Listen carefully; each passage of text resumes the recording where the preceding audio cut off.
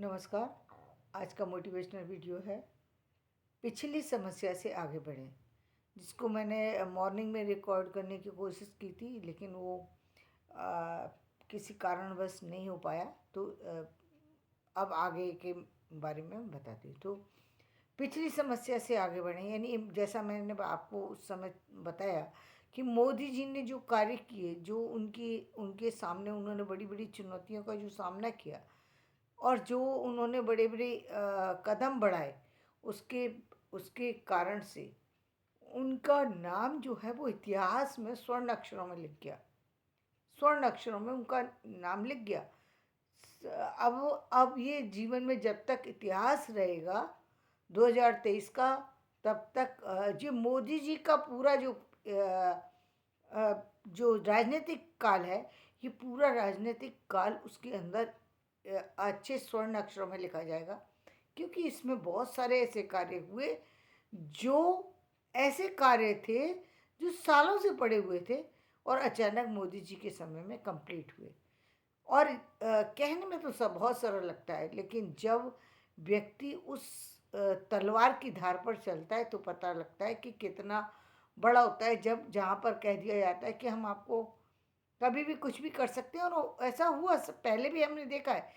हाँ, जो लोग कभी कभी कहते हैं, जो लोग चुनौतियाँ देते हैं, वो चुनौतियों को कर भी देते हैं, पूरा भी कर देते हैं, लेकिन मोदी जी ने उन सब चुनौतियों को झेलते हुए अपने कार्यों को पीछे, अपने कदम को पीछे नहीं उठाया। ये बहुत बड़ी बात होती है। ये सामान्य बात नहीं है। ये बहुत बहुत बड़ी योग्यता की निशानी है। तो जब हम एक समस्या को कंप्लीट कर लेते हैं और जिस तरीके से हम एक परीक्षा को कंप्लीट कर लेते हैं, तो आगे की परीक्षा में चले जाते हैं। यदि हमने फर्स्ट स्टैंडर्ड का दे दिया एग्ज़ाम, तो सेकंड में जाएंगे। ऐसा नहीं हो सकता है फर्स्ट का एग्ज़ाम देने के बाद हम एलकेजी में आ जाए, ऐसा नहीं होता। ठीक इसी तरीके से जीवन में जब व्यक्ति एक समस्या का समाधान कर लेता है, तो उसके सामने फिर दूसरी समस्या आ जाती है, उससे बड़ी समस्या आ जाती है, क्योंकि ये जीवन का क्रम है और आप इस योग्य हैं कि आप इतना कुछ कर सकते हैं। इसलिए सब चुनौतियाँ भी उसी तरह के, उसी लेवल की आती हैं। और अब जैसा कि मैं अभी देख रही हूँ सामने एक चुनौती जो दिखाई दे रही है, जो 26 की अब फिर वापस से एक बड़ी चुनौती दिखाई दे रही है, जिसमें दो तीन चीज़ें दिखाई दे रही हैं, सुनाई दे रही हैं कि हाँ, ये ऐसा हो सकता है परिस्थिति बस। लेकिन उन परिस्थितियों का समाधान भी मुझे लग रहा है कि यदि यही प्रक्रिया रही तो शायद समाधान भी बड़ी आसानी से निकल जाएगा। शायद वो स्थितियाँ उतनी गंभीर ना हो, शायद वो बहुत सामान्य होकर निकल जाए। जैसे कि अभी दिवाली के दिन ही हमने सुना कि ये आर्टिफिशियल जो है बारिश हुई। तो ये यदि आर्टिफिशियल बारिश यदि उन जगहों से करा दी जाए जिन जगह पर इस तरीके के खतरे होते हैं, निश्चित रूप से पानी कम हो जाएगा। पानी कम हो जाएगा तो वो बाढ़ का खतरा या और तरह का जो हम कहते हैं कि सुनामी और ये और वो उठना ही बंद हो जाएगी। वो उठेगी ही नहीं भाई, पानी की वजह से उठती है ना, पानी की समस्या की वजह से उठती है। जब यदि वो पानी सारा का सारा भाप बन के ऊपर चला गया और जो जहाँ समस्या थी वहाँ का समाधान कर दिया, तो वहाँ का तो समाधान हो गया। यानी जहाँ पर पॉल्यूशन था, वो पॉल्यूशन तो समाप्त हो गया। लेकिन जहाँ पर पानी के कारण से सुनामी आने का, बाढ़ का खतरा जो था वो कम हो गया। तो जैसे हम सुनते हैं कि जगन्नाथपुरी का सुनते हैं या कहीं का सुनते हैं, हो सकता है कि वहाँ पर इस तरीके की स्थितियों से पानी को वहाँ से हटाया जाए, तो शायद ऐसी स्थितियाँ ही गंभीर ना आए जिनके कारण से ये सारी स्थितियाँ घटित हो। शायद वहाँ से ये प्रक्रिया अभी से शुरू कर देना चाहिए। यदि 26 में ऐसी संभावना दिखाई दे रही है, हाँ, लिखित जो प्रमाण है वो सत्य होंगे, लेकिन जब पानी ही कम होगा तो सत्य कितना भी हो, पानी कितना ऊपर तक जाएगा या जाकर के भी फिर नीचे आएगा। यानी उसको डुबोने की स्थिति नहीं हो सकती। यदि हमने समय रहते उस चीज़ का समाधान कर लिया, तो समय रहते समस्या का समाधान कौन कर सकता है। ये एक्शन लिए जा रहे हैं और लोग बढ़ रहे हैं आगे, साइंस बहुत आगे बढ़ गई है। तो परिस्थितियाँ यदि हमारे सामने हैं और हम परिस्थितियों के समाधान को समझते हैं, करते हैं उसका उपाय, तो समाधान मिल भी जाता है। ठीक इसी तरीके से जिन लोगों की हम बात करते हैं कि जो लोग छोटे छोटे रास्तों से अपने रास्ते निकाल लेते हैं और वहाँ से निकल जाते हैं, तो ठीक है, रास्ता तो उनके लिए भी मिल जाता है। जीवन तो उनका भी चलता रहता है, ऐसा नहीं है जीवन नहीं चलेगा। लेकिन क्योंकि उन्होंने बहुत बड़ी चुनौतियों का सामना नहीं किया, इसलिए उनका जीवन एक सामान्य उस पर आकर के रह जाता है, सामान्य स्थिति पर आकर रह जाता है। देखने में तो हम ये नहीं कह सकते कि उन्होंने काम कम नहीं किया, 24 घंटे ईंटों को ऊपर तक चढ़ाया था, मजदूर होने की वजह से पूरे दिन काम किया था। मैंने बहुत सारे मजदूरों को ऐसे भी देखा है, सुबह 7 बजे आते हैं बेचारे, रात को 11 बजे जाते हैं।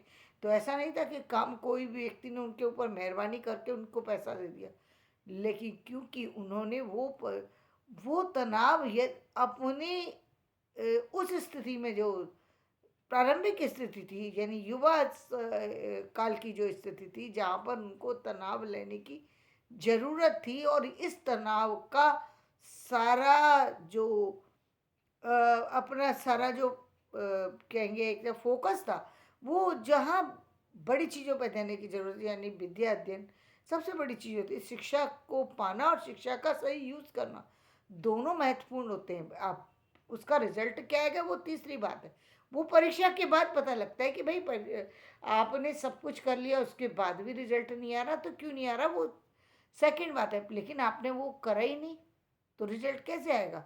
आपने तो अब कई बार कारण परिवार होता है, कई बार व्यक्ति खुद होता है, व्यक्ति खुद ही लापरवाह है, खुद ही आलसी है, खुद ही बहुत सारी चीज़। तो हो सकता है कि जो लोग आलसी ना हो, किसी और कारण से हो, शायद वो आगे भी निकल जाते हों। लेकिन जो लोग खुद से आलस करते हैं, खुद से अपने काम पर ध्यान नहीं देते, खुद से बचते रहते हैं, दूसरों पर अपनी गलतियों का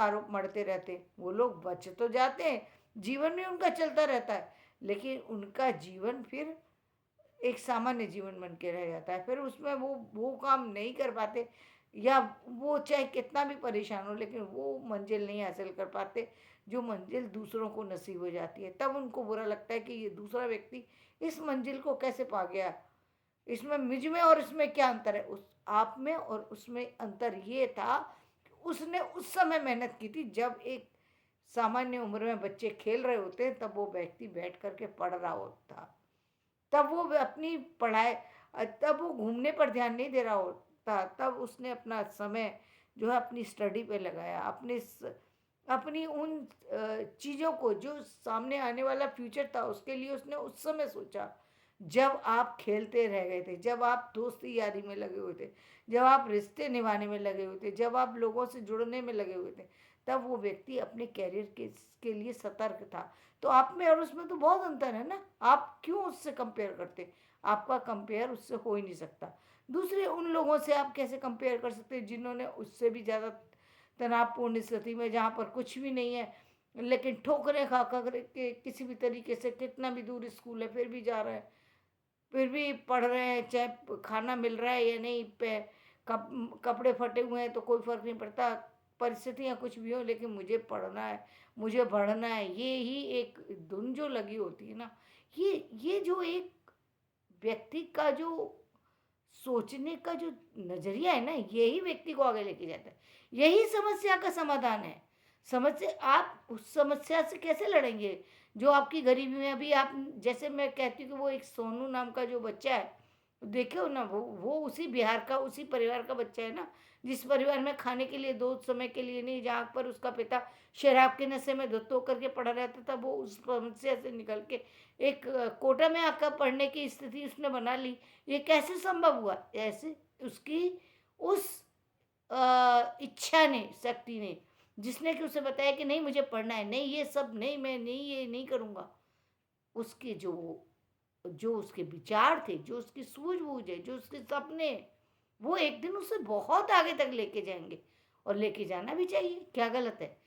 उसने उस चुनौती का सामना किया है जिसको बड़े-बड़े लोग बड़ी-बड़ी उम्र में नहीं कर सकते। उसने वो चुनौती उस बचपन की उस बाल्यकाल पर में चाही, जहाँ उसको रोटी तक घर में नसीब नहीं है सही, उस समय में उसने अपने लिए इतनी बड़ी इतने बड़े सपने की अपेक्षा कर ली और उसके लिए लड़ाई लड़ी, ऐसे ही नहीं हासिल कर ली सब चीज़।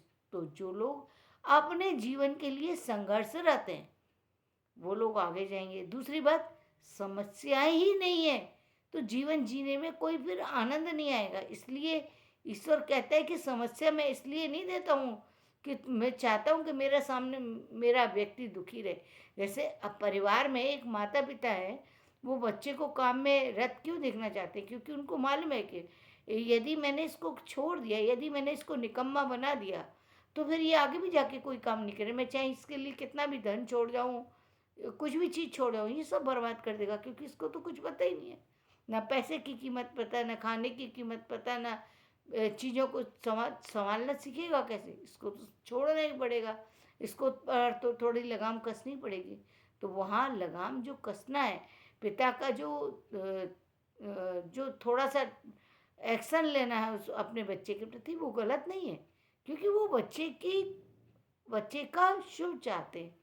तो वो जीवन के लिए ये ज़रूरी है कि जीवन के सामने कोई ना कोई गोल हो। हम जैसा कहते हैं ना, हर व्यक्ति अपने लिए गोल सेट नहीं कर सकता, उसके लिए प्रकृति ने गोल सेट करके रखे हुए हैं कि भाई तुझे ये करना ही पड़ेगा।